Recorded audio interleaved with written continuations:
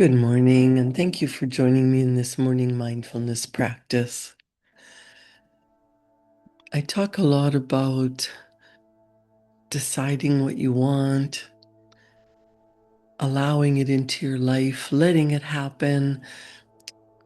But I realized that thinking about it and creating vision boards, writing about it, having a hope, a wish, a dream is not enough to bring it into your experience, to have it be your reality. And what's missing for a lot of people is preceding the what you want with the feeling that you'll have when it's already yours. We were trained to do things backwards, to look at reality and to say, I'll be happy when this problem is taken away from me. I'll be happy when I have that thing. I'll be grateful when there's something to be thankful about. But that's backwards. The universe pays attention to the energetic vibration that you are in, and it matches. So if you say you want to be happy, but you're complaining about all the reasons you have to be miserable, you attract more things to be miserable about because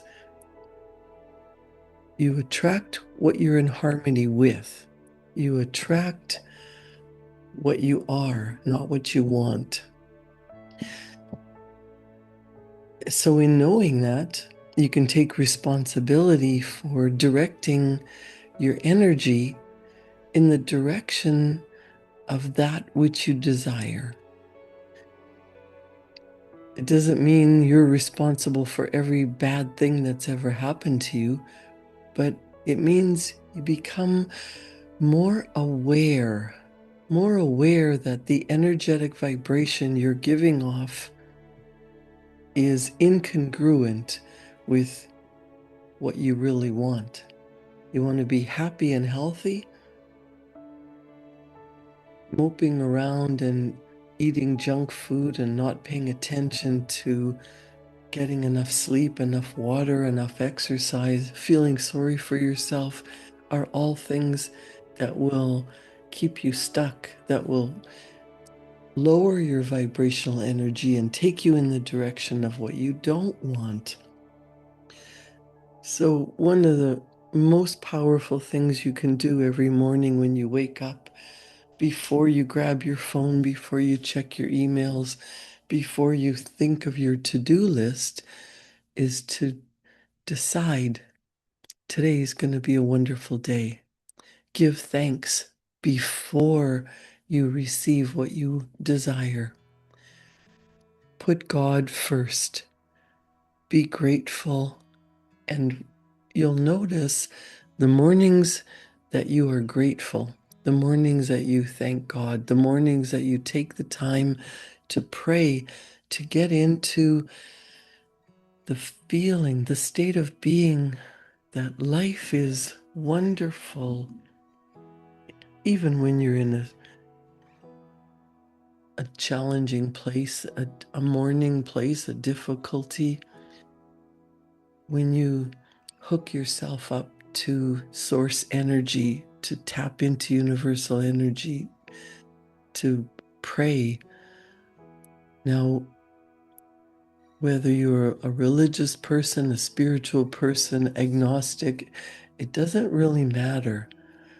What matters is that you know there is a higher power that is directing all life, that is keeping the universe moving.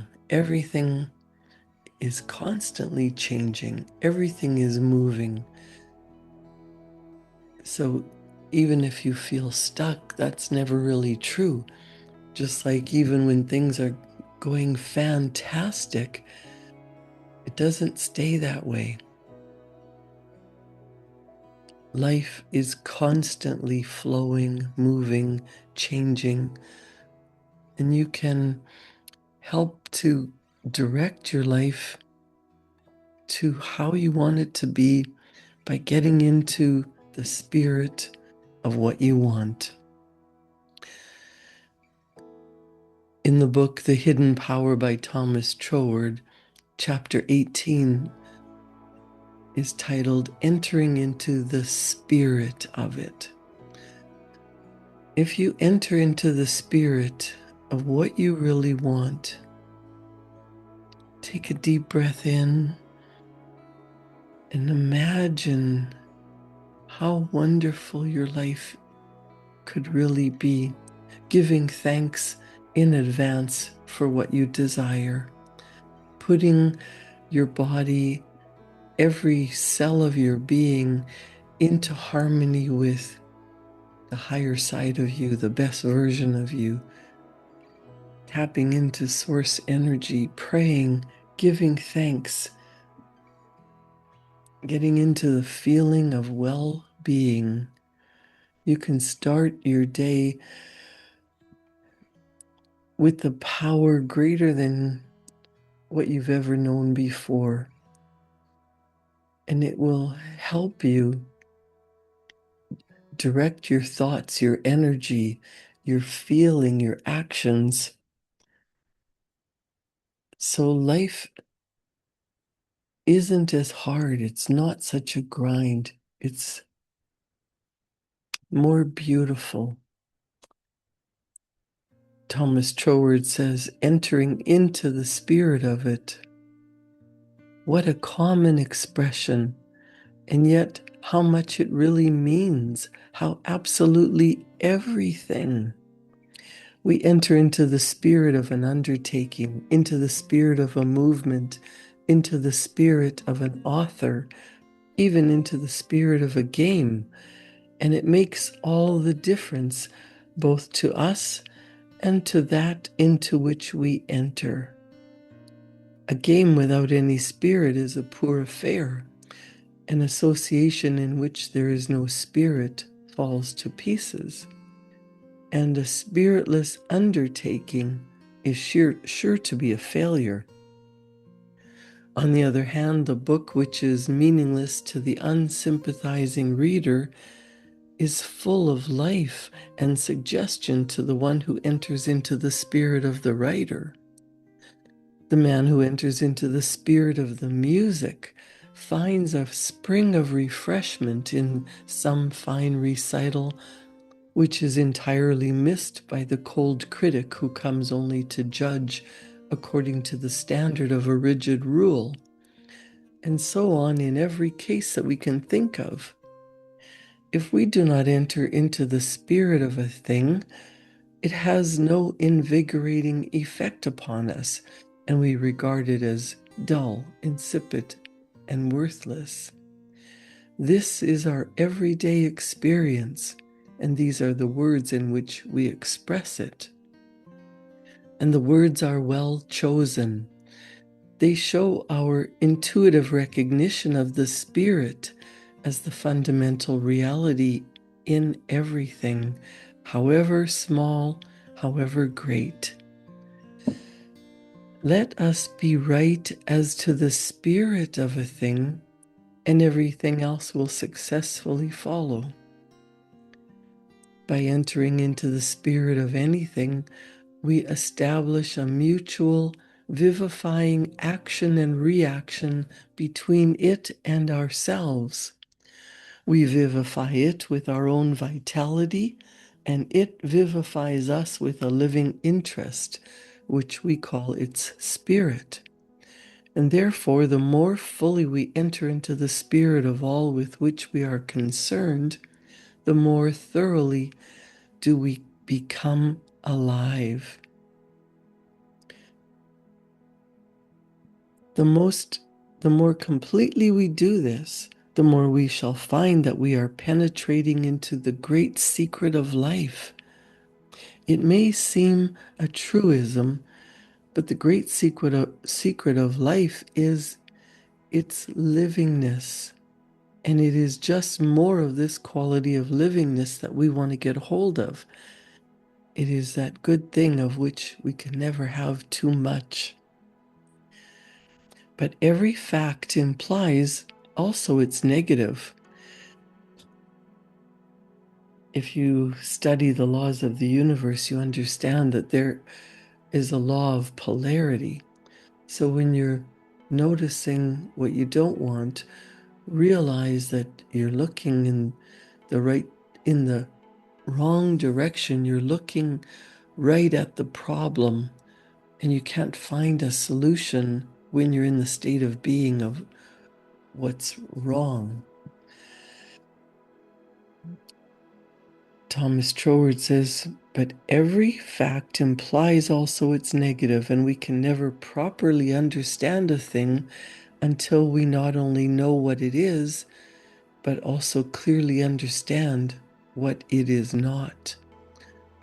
To a complete understanding, the knowledge of the negative is as necessary as the knowledge of the affirmative, for the perfect knowledge consists in realizing the relation between the two, and the perfect power grows out of this knowledge by enabling us to balance the affirmative and negative against each other in any proportion that we will, thus giving flexibility to otherwise what would be too rigid and form to what would otherwise be too fluid.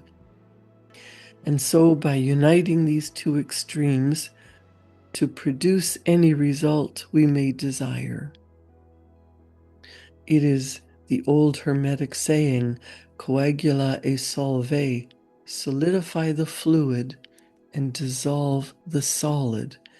And therefore, if we would discover the secret of entering into the spirit of it, we must get some idea of the negative, which is not spirit. So when you see what's around you, the evidence, the proof that things are not going the way you want, you can let that dissolve, let that dissipate, let that not be the focus. Turn your energy into focusing on what you do want, what you prefer, what's good in the world. Troward says in various ages, this negative phase has been expressed in different forms of words suitable to the spirit of the time. And so, clothing this idea in the attire of the present day, at the time of this writing, it was 1902, he summed up the opposite of the spirit in the word mechanism. And back in 1902, it was the mechanical age. And he said, before all things, this is a mechanical age, and it is astonishing how great a part of what we call our social advance has its root in the mechanical arts. Reduce the mechanical arts to what they were in the days of the Plantagenets. Those were the kings of England from 1154 to 1485. And the greater part of our boasted civilization would recede through the centuries along with them. You would go backwards. We may not be conscious of all this, but the mechanical tendency of that age had a firm grip upon society at large. In those days, he said, we habitually look at the mechanical side of things by preference to any other. Everything was done mechanically, from the carving on a piece of furniture to the arrangement of the social system. He said it was then the mechanism that was considered first, and the spirit had to be fitted to the mechanical demands. We enter into the mechanism of it instead of the spirit of it. and so limit the spirit and refuse to let it have its own way. And as a consequence, we get entirely mechanical action and complete our circle of ignorance by supposing that this is the only sort of action there is. So that's the same thing as saying, write your goal in the present tense, use positive language, put in lots of detail, write a list of everything that you want. But if you just do it mechanically, if you just write down what you want, you can write it 100 times every morning and 100 times every night and never experience your beautiful dream because all you're doing is thinking of it intellectually, mechanically. You must feel it. You must be an expression of that energy. You must have your goal so deeply planted in your heart of hearts that you believe it's yours. You believe it's here now. And when you send that energy into the universe, when you're in the spirit of how you want to be living your life, thanking God, being grateful for everything, knowing that you're living your best life, then everything comes to you at the right time, in the right place, in the right order, because you believe, you have faith, you have understanding that what you want is already created. It's just waiting for you to match the energy, to get into the spirit of it.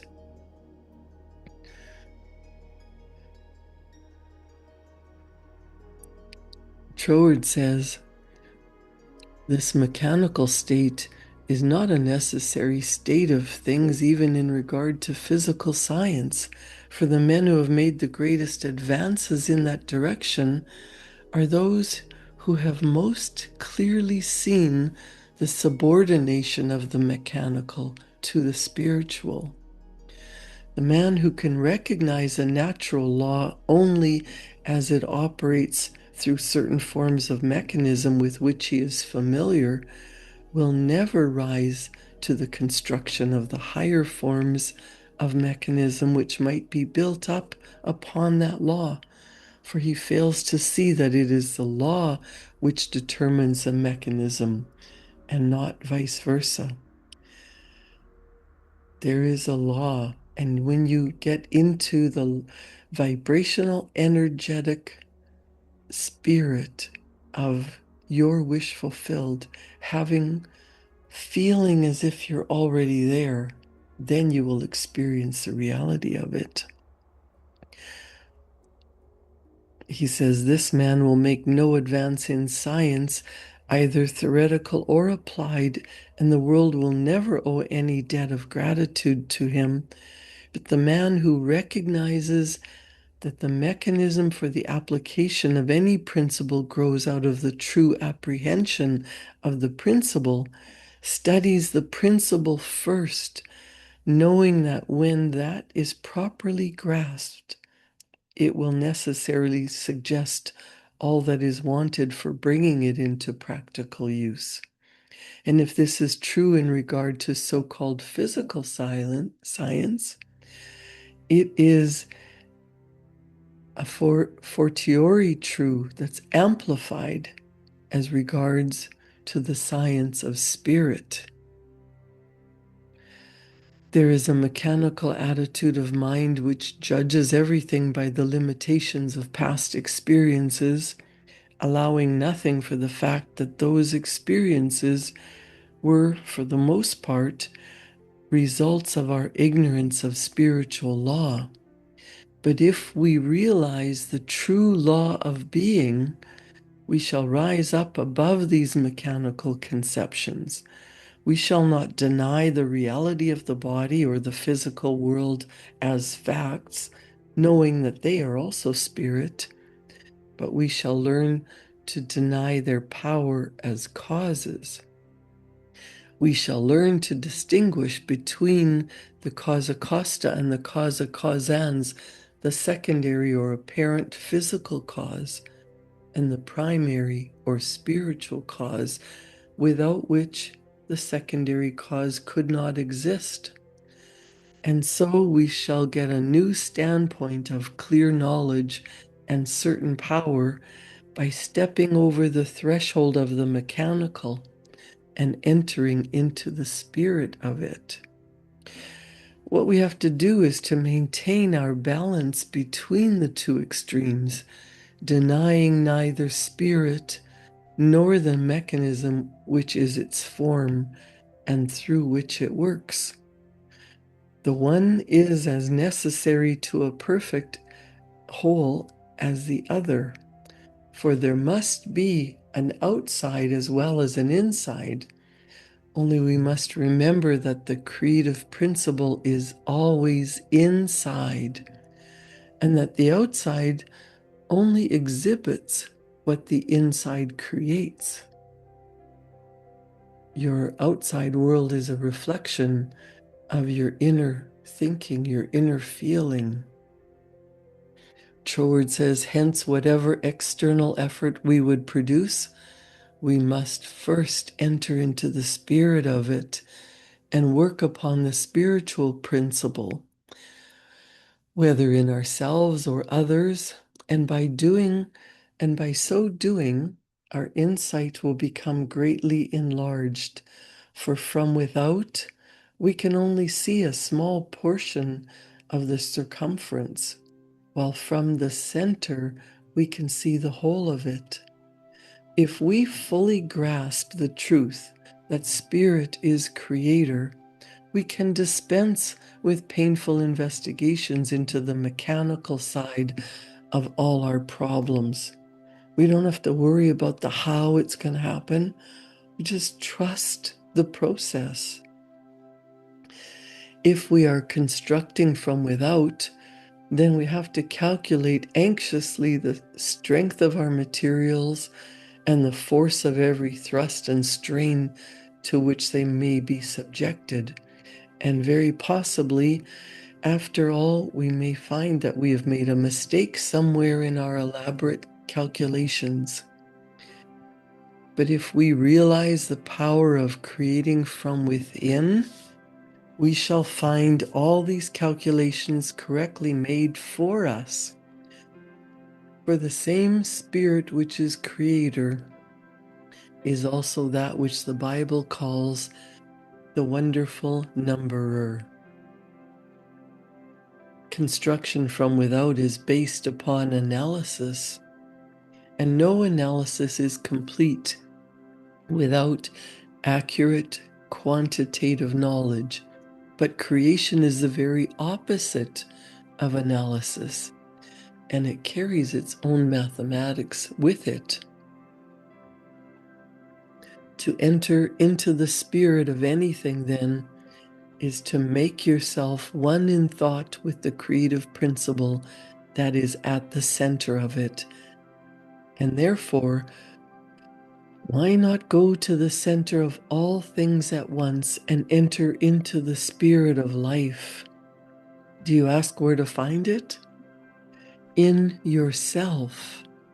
And in proportion as you find it there, you will find it everywhere else.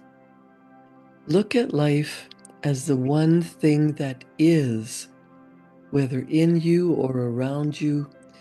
Try to realize the livingness of life, and then seek to enter into the spirit of it by affirming it to be the whole of what you are.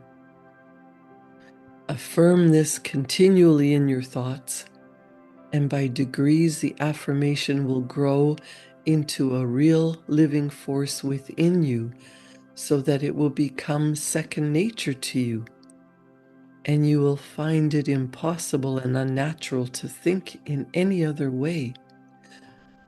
And the nearer you approach this point, the greater you will find your control over both body and circumstances, until at last you shall so enter into the spirit of it into the spirit of the divine creative power, which is the root of all things, that in the words of Jesus, nothing shall be impossible to you, because you have so entered into the spirit of it that you discover yourself to be one with it.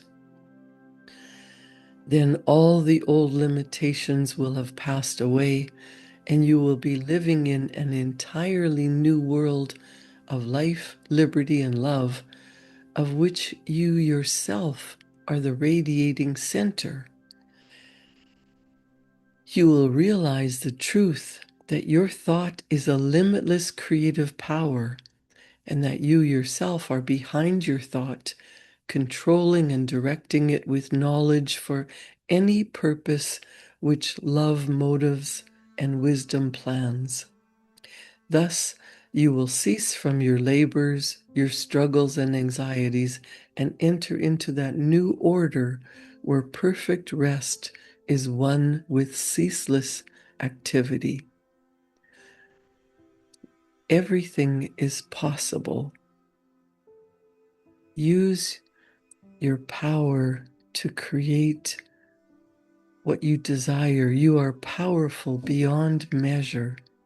What you think, you create. Think thoughts of love and beauty and joy, health and happiness, prosperity for all. Don't worry about how it's going to happen.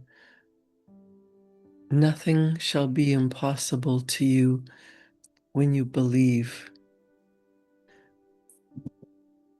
Believe that there is infinite potential. And when you get into the spirit of that which you desire, being grateful before it happens, you will find miracles happen in your life. Create a wonderful day. Thank you for joining me in this morning mindfulness practice. I'll see you back here tomorrow morning at 7. And for my clients, I'll meet you back here at 9 to talk about magnifying the power of your mind. Thank you.